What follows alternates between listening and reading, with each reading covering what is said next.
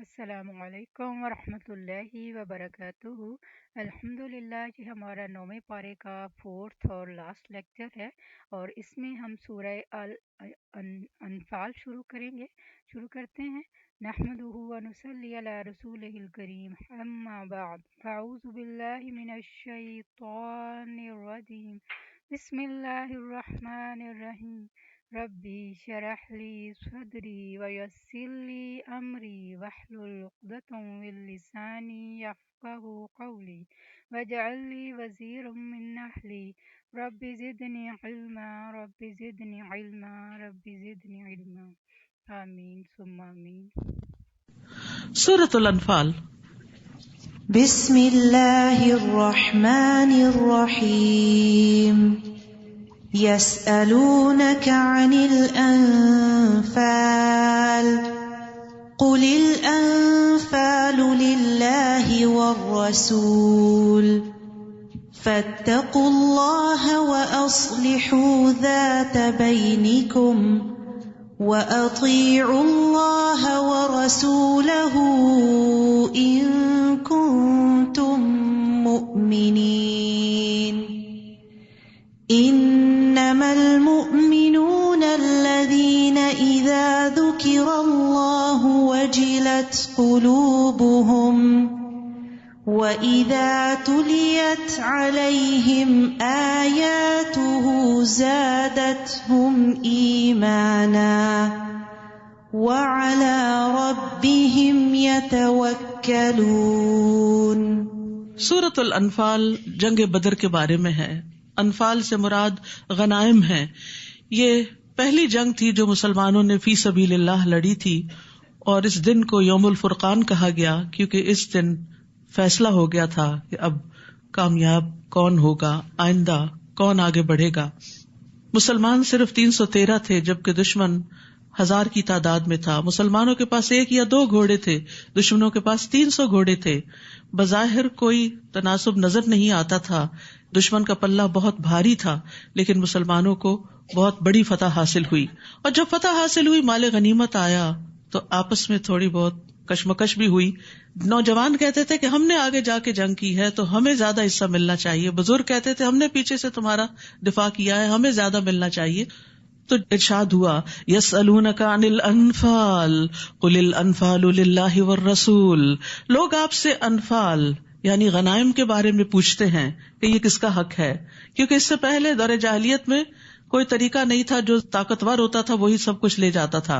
آپ ان سے کہیے کہ یہ اللہ اور اس کے رسول کے لیے ہیں، ابھی اس کے بارے میں مت سوچو، کیونکہ انفال دنیا کا سمبل تھے نا، یہ تم نے اللہ کے لیے جنگ کی ہے، انفال کے لیے تو نہیں کی۔ بس تم لوگ اللہ سے ڈرتے رہو اور اپنے باہمی تعلقات درست رکھو، کیونکہ دنیا باہم جھگڑوں کا باعث بنتی ہے۔ یعنی بجائے اس کے کہ آپس میں کھینچا تانی کرو، انفال کو، غنائم کو ایک طرف رکھو اور اپنے تعلقات اچھے کرو، کیونکہ یہ باہم جڑنا مضبوطی کی علامت ہے، اور تم مضبوط ہوگے، طاقتور ہوگے تو آئندہ دشمن کا مقابلہ کر سکو گے۔ اور اللہ اور اس کے رسول کی اطاعت کرو اگر تم مومن ہو۔ نبی صلی اللہ علیہ وسلم نے فرمایا، ابن آدم نے کوئی ایسا عمل نہیں کیا جو نماز، آپس میں صلح کروانے اور اچھے اخلاق سے بہتر ہو۔ اللہ کی عبادت اور بندوں کے ساتھ اچھے تعلقات اور اچھا اخلاق اعلی درجات والے لوگوں کا کام ہے یہ۔ انما المؤمنون الذین اذا ذکر اللہ وجلت قلوبہم، سچے مومن تو وہ ہیں کہ جب ان کے سامنے اللہ کا ذکر کیا جائے تو ان کے دل کانپ اٹھتے ہیں، دل ہل جاتے ہیں، وہ ویسے ہی نہیں رہ جاتے۔ اور جب اللہ کی آیات انہیں سنائی جاتے ہیں تو ان کا ایمان بڑھ جاتا ہے اور وہ اپنے رب پر بھروسہ کرتے ہیں۔ ہم سب بھی اپنا جائزہ لیں کہ کیا ہمارے بھی دل کانپتے ہیں، اور کیا ہمارا بھی ایمان بڑھتا ہے، اور کیا ہمارے توکل میں اضافہ ہوتا ہے۔ الذین یقیمون الصلاۃ ومما رزقناہم ینفقون، جو نماز قائم کرتے ہیں اور جو کچھ مال و دولت ہم نے انہیں دے رکھا ہے اس میں سے خرچ کرتے ہیں، یہ ہوتے ہیں سچے مومن۔ اولئک ھم المؤمنون حقا لہم درجات عند ربہم ومغفرۃ ورزق کریم، یہی سچے مومن ہیں، ان کے لیے ان کے رب کے ہاں درجات ہیں۔ جتنا زیادہ ایمان ہوگا، جتنا زیادہ بہتر اخلاق ہوگا، اتنا ہی درجہ بلند ہوگا، بخشش ہے اور عزت کی روزی ہے۔ جیسے کہ آپ کا رب آپ کو آپ کے گھر سے یعنی جنگ بدر کے موقع پر حق کام کے لیے نکال لایا تھا، مسلمانوں کو بھی ایسا ہی نکلنا چاہیے تھا. حالانکہ مومنوں کا ایک گروہ اس بات کو پسند نہیں کرتا تھا، یعنی ان پہ یہ جنگ بڑی بھاری تھی. وہ آپ سے حق کے بارے میں جھگڑا کرتے تھے، حالانکہ حق ظاہر ہو چکا تھا. ان کا حال یہ تھا جیسے وہ موت کی طرف ہانکے جا رہے ہوں اور وہ موت کو آنکھوں سے دیکھ رہے ہوں. اور جب اللہ نے تم سے وعدہ کیا کہ دونوں گروہوں میں سے ایک تمہارا ہوگا، دوسرا گروہ کون سا تھا؟ جو ابو سفیان کی قیادت میں مال تجارت لے کر آ رہا تھا اور اسے مدینہ کے قریب سے گزرنا تھا، تو مسلمان چاہتے تو اس کو لوٹ لیتے. اور دوسری طرف سے دوسرا گروہ جو مکہ سے آ رہا تھا لڑنے کے لیے، تم چاہتے تھے کہ غیر مسلح گروہ یعنی جس کے پاس مال و دولت ہے وہ تمہارے ہاتھ لگ جائے، ایزی وے. جبکہ اللہ یہ چاہتا تھا کہ اپنے ارشادات سے حق کو حق کر دکھائے اور کافروں کی جڑ کاٹ دے. یعنی تمہیں دنیا کا سامان مطلوب تھا اور اللہ کو حق کی بلندی مطلوب تھی، تاکہ اللہ حق کو حق کر دکھائے اور باطل کو مٹا دے، خواہ یہ بات مجرموں کو ناگوار ہو. اور جب تم اپنے رب سے فریادیں کر رہے تھے، اور خاص طور پر نبی صلی اللہ علیہ وسلم رات بھر دعائیں کرتے رہے، خوب آہوزاری کی، حالانکہ آپ اللہ کے رسول تھے، آپ سے اللہ کی مدد کا وعدہ تھا، اس کے باوجود آپ کی عاجزی دیکھیے اور دعاؤں کی کثرت دیکھیے. تو اللہ نے تمہیں جواب میں فرمایا، میں پے در پے 1000 فرشتے تمہاری مدد کو بھیج رہا ہوں. اللہ کی مدد کب آتی ہے؟ جب انسان اللہ کی طرف رغبت کرتا ہے، عاجزی کرتا ہے، گڑ گڑاتا ہے، مدد مانگتا ہے. یہ بات اللہ نے تمہیں صرف اس لیے بتا دی کہ تم خوش ہو جاؤ کہ تم تنہا نہیں، صرف 313 نہیں، 1000 فرشتے بھی آ رہے ہیں، اور تمہارے دل مطمئن ہو جائیں. ورنہ مدد تو جب بھی ہو اللہ ہی کی طرف سے ہوتی ہے. یہ قانون بتا دیا گیا، وَمَن نَّصْرُ إِلَّا مِنْ عِنْدِ اللَّهِ، مدد ہمیشہ اللہ ہی کی طرف سے آتی ہے. یقیناً اللہ بڑا زبردست اور حکمت والا ہے. اور وہ وقت یاد کرو جب اللہ نے اپنی طرف سے تمہارا خوف دور کرنے کے لیے تم پر غنودگی طاری کر دی اور آسمان سے تم پر بارش برسا دی تاکہ تمہیں پاک کر دے، اور شیطان کی ڈالی ہوئی نجاست تم سے دور کر دے، یعنی اس کے وسوسے اور خوف دلانا، اور تمہارے دلوں کو مضبوط کر دے اور تمہارے قدم جما دے. جب آپ کا رب فرشتوں کو حکم دے رہا تھا کہ میں تمہارے ساتھ ہوں، لہٰذا مسلمانوں کے قدم جمائے رکھو، ان کو حوصلہ بڑھائے رکھو. میں بھی کافروں کے دل میں رعب ڈال دوں گا، پس تم ان کی گردنوں اور جوڑ پر ضربے لگاؤ. گردنوں کے اوپر 2 ہیں، یعنی ایک تو سر اوپر ہے گردن کے، یعنی سر پھوڑو، اور دوسرا گردن کاٹ دو، اور ہر جوڑ پر ضربے لگاؤ. یہ اس لیے تھا کہ انہوں نے اللہ اور اس کے رسول کی مخالفت کی تھی، اور جو اللہ اور اس کے رسول کی مخالفت کرے تو اللہ تعالیٰ ایسے لوگوں کو سخت سزا دینے والا ہے. اور کافروں سے فرمایا، یہ عذاب تو اب چکھو، اس کے علاوہ کافروں کو دوزخ کا عذاب ہوگا، یعنی دنیا میں بھی ذلت اور آخرت میں بھی عذاب. یا ایھا الذین آمنوا، اے لوگو جو ایمان لائے ہو، جب میدان جنگ میں تمہاری کافروں سے مٹ بھیڑ ہو تو کبھی پیٹ نہ پھیرنا. یعنی چونکہ تعداد میں کم تھے تو خطرہ تھا اس بات کا کہ زیادہ دشمن دیکھ کے کہیں واپس نہ دوڑنے لگے اور بھگدڑ نہ مچ جائے، تو روک دیا گیا کہ میدان جنگ سے بھاگنا کبیرہ گناہ ہے.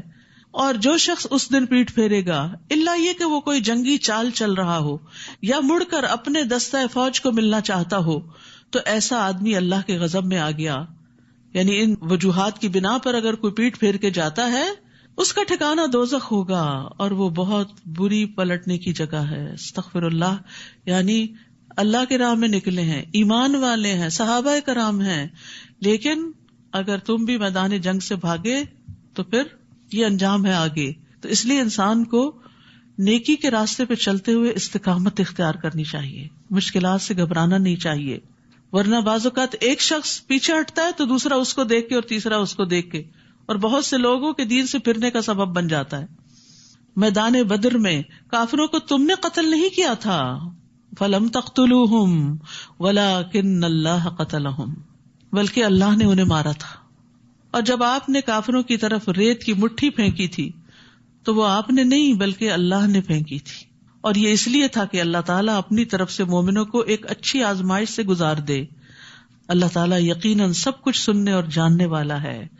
یعنی امتحان میں بھی ڈالا اور مدد بھی ساتھ کی تاکہ امتحان میں کامیاب بھی ہو جائیں. کس قدر مہربان رب ہے. ذالکم وان اللہ موہن کید الکافرین، یہ معاملہ تو تمہارے ساتھ ہوا اور اللہ تعالیٰ یقیناً کافروں کی تدبیر کو کمزور کرنے والا ہے. مکہ والو، اگر تم فیصلہ ہی چاہتے تھے تو وہ اب تمہارے پاس آ چکا. کیونکہ بدر کے دن صبح انہوں نے دعا کی تھی کہ یا اللہ جو گروہ حق پر ہے وہ کامیاب ہو جائے اور دوسرا ناکام ہو. تو تم نے خود ہی فیصلہ مانگا تھا, اب تمہاری ناکامی کی صورت میں فیصلہ تمہارے سامنے آ گیا. تو وہ اب تمہارے پاس آ چکا, اب اگر تم باز آ جاؤ. اب بھی نصیحت کی جا رہی ہے, پیغمبر صلی اللہ علیہ وسلم کی مخالفت سے باز آ جاؤ, انکار سے باز آ جاؤ, تو یہ تمہارے حق میں بہتر ہے. اور اگر پھر پہلے سے کام کرو گے تو ہم بھی ایسا ہی کریں گے. اگر پھر تم مسلمانوں کے خلاف لڑنے کے لیے چلے تو پھر تمہارے ساتھ یہی سلوک ہوگا, اور تمہاری جمعیت تمہارے کچھ کام نہ آ سکے گی, خواہ وہ کتنی ہی زیادہ ہو. اور اللہ تو یقیناً ایمان والوں کے ساتھ ہے. اے ایمان والو, اللہ اور اس کے رسول کی اطاعت کرو, اور حکم سن لینے کے بعد اس سے سرتابی نہ کرو, اور ان لوگوں کی طرح نہ ہو جانا جو کہتے تو ہیں کہ ہم نے سن لیا مگر وہ سنتے نہیں. ایمان والوں کو اللہ کی اطاعت, اس کے رسول کی اطاعت کے بعد اس سے منہ نہیں موڑنا چاہیے, اور جو وہ کہے اسے غور سے سننا چاہیے, اور ان لوگوں کی طرح نہیں ہونا چاہیے جو کہتے ہم نے سنا لیکن دل سے نہیں سنتے. اصل میں سننے والا کون ہوتا ہے؟ جو مان لیتا ہے بات کو سن کر. یقیناً اللہ کے ہاں بدترین قسم کے جانور وہ بہرے گنگے لوگ ہیں جو عقل سے کچھ کام نہیں لیتے. یعنی ایسے لوگوں کو جو عقل استعمال نہیں کرتے, غور و فکر نہیں کرتے, بات سمجھتے نہیں, وہ جانوروں سے بھی بدتر ہیں. اگر اللہ ایسے لوگوں میں کچھ بھی بھلائی دیکھتا تو انہیں سننے کی توفیق بخش دیتا, اور اگر وہ انہیں یہ توفیق دے بھی دیتا تو بھی بے رخی کے ساتھ پیٹ پھیر جاتے. تو یہ اللہ کا طریقہ ہے کہ وہ زبردستی نہیں سنواتا کسی کو, اسی کو دل میں اتارتا ہے جو واقعی سننے کے لیے آتا ہے اور سننا چاہتا ہے. تو اللہ کا کلام سننے کے بعد انسان کا رویہ یا تو اطاعت کا ہوتا ہے یا غفلت کا ہوتا ہے. ضروری نہیں کہ ہر شخص اس علم پر عمل بھی کرے. تو اصل میں بھلائی اسی کے اندر ہے جو غور و فکر کرے اللہ کی آیات میں اور پھر عمل میں ڈھال لے ان کو. یا ایھا الذین آمنوا, اے ایمان والو, اللہ اور اس کے رسول کا حکم مانو جبکہ رسول تمہیں ایسی چیز کی طرف بلائے جو تمہارے لیے زندگی بخش ہو. یعنی اللہ تعالیٰ کے احکامات زندگی دینے والے ہیں, اور یہ جان لو کہ اللہ تعالیٰ آدمی اور اس کے دل کے درمیان حائل ہو جاتا ہے. یعنی اس کو سب پتہ چل جاتا ہے جو دل سے وسوسے اٹھتے ہیں, اور اسی کے حضور تم جمع کیے جاؤ گے. واتقوا فتنة لا تصيبن الذين ظلموا منكم خاصة, اور اس مصیبت سے بچ جاؤ جو صرف انہی لوگوں کے لیے مخصوص نہ ہوگی جنہوں نے تم میں سے ظلم کیا ہوگا, اور جان لو کہ اللہ تعالیٰ سخت سزا دینے والا ہے. یعنی منکر کو روکنا چاہیے, ورنہ فتنہ سبھی کو اپنی لپیٹ میں لے لیتا ہے, صرف ظلم کرنے والوں کو ہی نہیں بلکہ جو نہ روکے ان کو بھی. اور وہ وقت یاد کرو جب تم تھوڑے سے تھے, زمین میں کمزور سمجھے جاتے تھے. یعنی مکہ والے دن یاد کرو, اور تمہیں یہ خطرہ لگا رہتا تھا کہ لوگ تمہیں کہیں اچک کر نہ لے جائیں. پھر اللہ نے تمہیں جائے پناہ مہیا کی, مدینہ کی جگہ دی, اور اپنی مدد سے تمہیں مضبوط کیا, اور کھانے کو پاکیزہ چیزیں دی تاکہ تم شکر گزار بنو. یعنی جب اللہ نے تم پر اتنی نعمتیں کی تو تم بھی اللہ کی اطاعت میں آگے بڑھو. اے ایمان والو, دیدہ و دانستہ جان بوجھ کر اللہ اور رسول سے خیانت نہ کرو, اور نہ ہی تم آپس کی امانتوں میں خیانت کرو, کیونکہ لا دین لمن لا امانت لہ, اس کا کوئی دین ہی نہیں جس کے اندر امانت کا پاس نہیں. وَاعْلَمُوا أَنَّمَا أَمْوَالُكُمْ وَأَوْلَادُكُمْ فِتْنَةٌ وَأَنَّ اللَّهَ عِندَهُ أَجْرٌ عَظِيمٌ, اور جان لو کہ تمہارے مال اور تمہاری اولاد تمہارے لیے آزمائش ہیں, کیونکہ ان کی محبت میں گرفتار ہو کر انسان اللہ کی اطاعت سے غفلت اختیار کرتا ہے اور اللہ کے راستے میں نکلنے سے کتراتا ہے, اور اللہ کے ہاں اجر دینے کو بہت کچھ ہے. مال اور اولاد نعمت بھی ہیں لیکن فتنہ بھی ہیں. کب نعمت ہے؟ جب انسان انہیں اللہ کی اطاعت میں لگاتا ہے, اور فتنہ کب ہے؟ جب یہ اللہ کا شکر ادا کرنا بھلا دیتے ہیں یا اپنے میں ہی مشغول کر لیتے ہیں. یا ایھا الذین آمنوا, اے ایمان والو, اگر تم اللہ سے ڈرتے رہے تو اللہ تمہیں قوت تمیز عطا کرے گا, فرقان پیدا کر دے گا تمہارے اندر. یعنی تقوی سے انسان کے اندر سمجھ بوجھ پیدا ہو جاتی ہے کہ صحیح اور غلط کیا ہے. تم سے تمہاری برائیاں دور کر دے گا اور تمہیں بخش دے گا, اور اللہ بڑا ہی فضل کرنے والا ہے. یعنی تقوی سے پھر انسان کے اندر اللہ کا قرب بھی پیدا ہو جاتا ہے, اور جتنا جتنا انسان اللہ کے زیادہ قریب ہوتا ہے اتنا اتنا اس کے اندر فرقان زیادہ ہوتا جاتا ہے. یعنی ایک وقت ہوتا ہے جب انسان کو اپنی کچھ چیزیں غلط ہی نہیں لگتی، پھر ایک وقت آتا ہے اللہ کے کلام کو پڑھ سن کے جب دل میں اللہ کا خوف پیدا ہوتا ہے تو انسان اپنی چھوٹی چھوٹی کوتاہیوں کو خود دیکھنے لگتا ہے، اس کی آنکھیں کھل جاتی ہیں کہ میرے اندر تو یہ بھی غلطی ہے اور میرے اندر تو یہ بھی کوتاہی ہے، اور پھر انسان ان غلطیوں اور کوتاہیوں کو اپنے اندر سے نکالنے لگتا ہے، اور جو جو گناہ دور ہوتے ہیں اللہ کا قرب بڑھتا چلا جاتا ہے. اور اے نبی وہ وقت یاد کیجئے جب کافر آپ کے متعلق خفیہ تدبیریں سوچ رہے تھے، مکہ میں آخری دنوں میں آپ کو ختم ہی کر دینا چاہتے تھے کہ وہ آپ کو قید کر دیں یا مار ڈالیں یا جلا وطن کر دیں. وہ بھی تدبیریں کر رہے تھے اور اللہ بھی تدبیر کر رہا تھا، اور اللہ ہی سب سے اچھی تدبیر کرنے والا ہے. اور جب ان کافروں پر ہماری آیات پڑھی جاتی تھی تو کہتے تھے ہم نے یہ کلام سن لیا، اگر ہم چاہیں تو ہم بھی ایسا کلام بنا سکتے ہیں. یہ تو وہی پرانی داستانیں ہیں جو پہلے لوگ سناتے چلے آ رہے ہیں.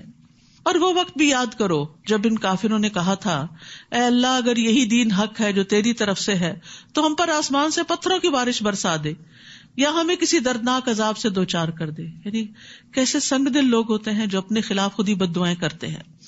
حالانکہ یہ مناسب نہ تھا کہ اللہ انہیں عذاب دے اور آپ ان میں موجود ہوں، اور نہ ہی یہ مناسب تھا کہ اللہ ایسے لوگوں کو عذاب دے جو استغفار کرتے ہوں.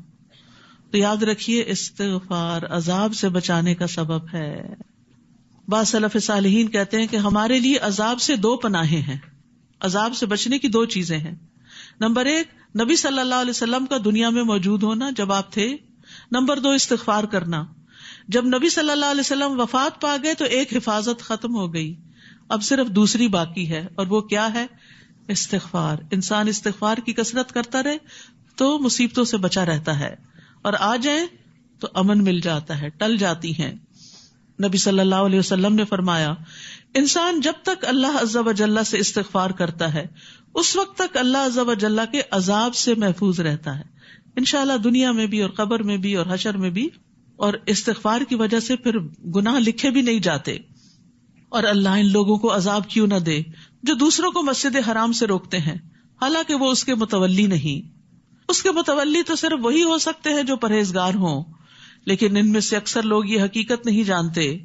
بیت اللہ میں ان لوگوں کی نماز بس یہی ہوتی تھی کہ وہ سیٹیاں بجاتے اور تالیاں پیٹتے، ایک انٹرٹینمنٹ بنا لی تھی انہوں نے عبادت بھی.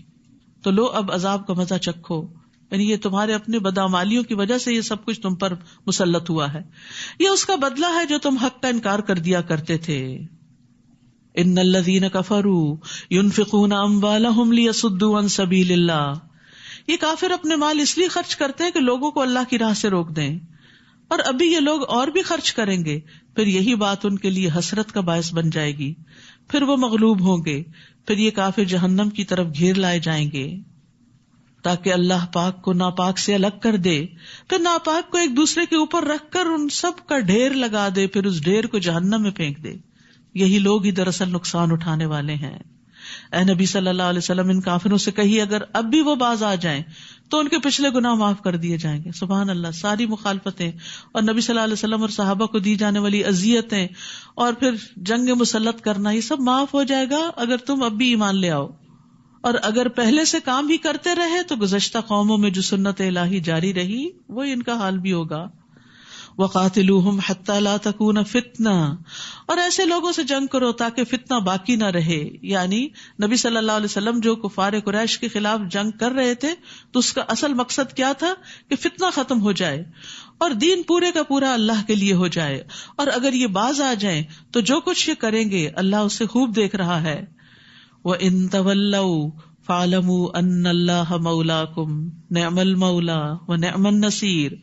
اور اگر وہ نہ مانے تو جان لو کہ اللہ تمہارا سرپرست ہے جو بہت اچھا سرپرست ہے، بہت اچھا مددگار ہے.